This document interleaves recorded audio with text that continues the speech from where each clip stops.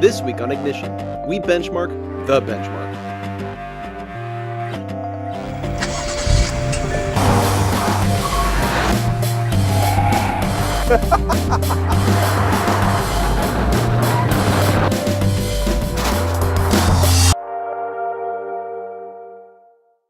Things don't start well for the new BMW 3 Series.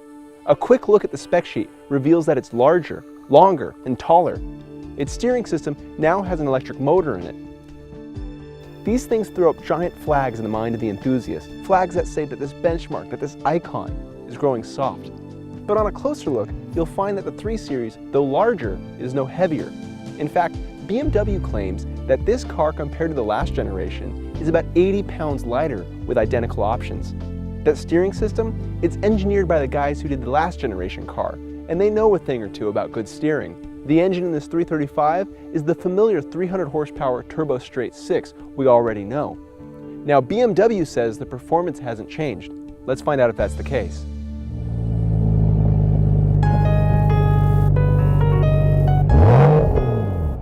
Launching the new 335 is very simple. Press and hold stability and traction control button until it turns off. There we go. Slide the transmission over to sport. Hold the brake with your left foot. Go on the gas with your right. When the revs pass about 2,000 RPM, lift off the brake and hold on.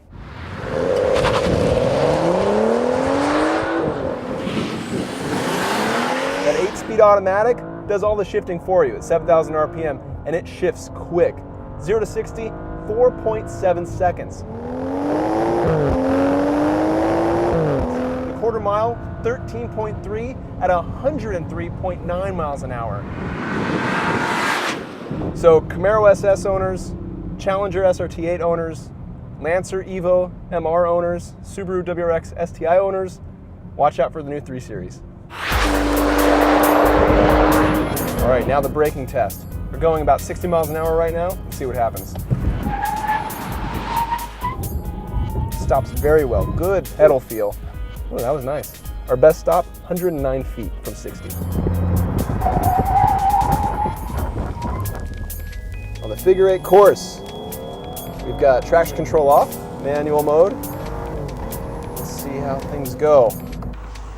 Braking feel is good, turning is sharp. Going too fast, it'll push a little bit, but a little bit of rotation and throttle control will fix that right up. Transmission does exactly what you want it.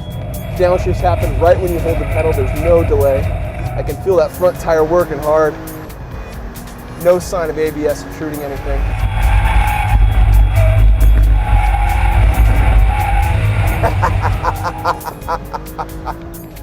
Too much fun, too much fun. That power band is just so broad. You have so much torque all the time. And you can just make it dance any way you want to do it. It's just so flexible. And it's a luxury sedan. That's the magic of the 3 Series. A lot of cars, they handle one way. This thing, the fun way.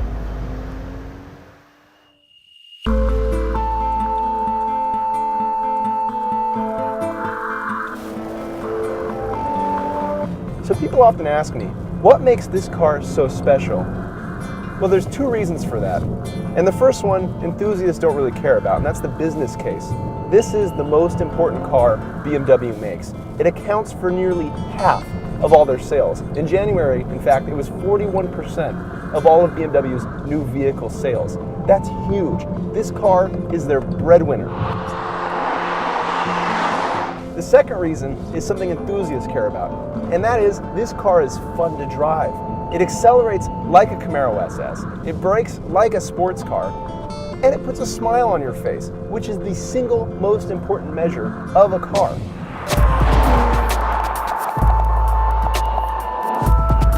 Now, I'm going to forgo any notion of integrity and just say outright, I love the 3 Series. I always have. I used to own an E36 Coupe back in college.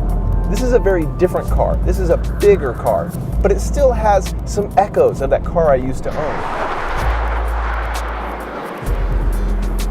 Now, in typical German fashion, there's a little bit of overkill. My transmission has 8 gears. I have 4 different driving modes to select from, 2 of which are customizable. In fact, in Eco Pro, there's a little gauge that tells you how you can drive in a way that saves fuel economy. But I think if you're going to have a gauge that tells you how to drive in a more boring way, you should also have a gauge in the sport mode that tells you how to have more fun. It gives you a frowny face if you're below 4,000 RPMs or something.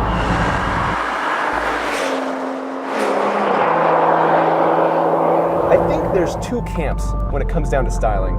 There's a group that'll tell you that this car looks horrific. There's a second group that says this car doesn't look any different than the last generation. I was in the first camp when I first saw the pictures online. I couldn't understand why they would change the shape of the last generation because it looks so good. Now though, seeing it in person, the way those headlights run into the grille, the way the hood curves down over the grille as well, it looks really nice.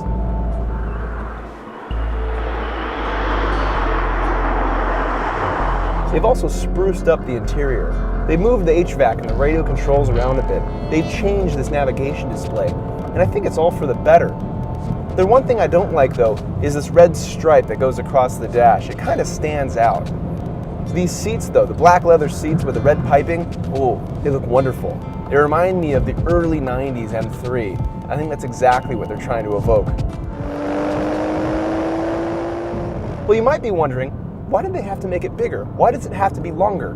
Well, the wheelbase stretch means you can lower the seats a bit and get more headroom, while the back seat gets almost a half-inch more legroom. The straight six doesn't feel like a turbocharged engine, although the sound of the wastegate opening up when you lift off the throttle might tell you differently.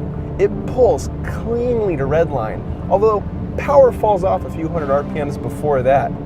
That said, it's still a rewarding thing to flog.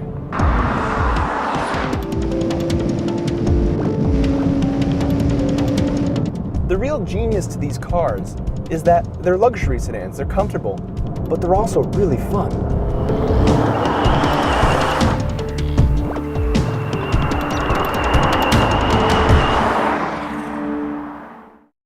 We approach each new generation of the 3 Series with suspicion because each time it seems to move further and further away from the things that make it special. And yet we find each new generation is better than the last. This 3 Series is no exception. It's made some compromises in the name of fuel economy and interior comfort, but they don't dilute the driving satisfaction one bit. They make for a car that's better in different ways. There are cars that are more fun to drive, and sure, there are cars that are more luxurious, but few cars combine these traits as well as the 3 Series does. German cars, but especially BMWs, traditionally have the worst cup holders in the industry. This new 3 Series, though, has a new interior and new cup holders, so we've engineered a test. I have here one standard issue college party cup and a bottle of water. I'm going to fill the cup and drive the figure 8 course in what will probably be the most scientific test Motor Trend has ever performed. Enjoy. And it spilled it. Oh, it's...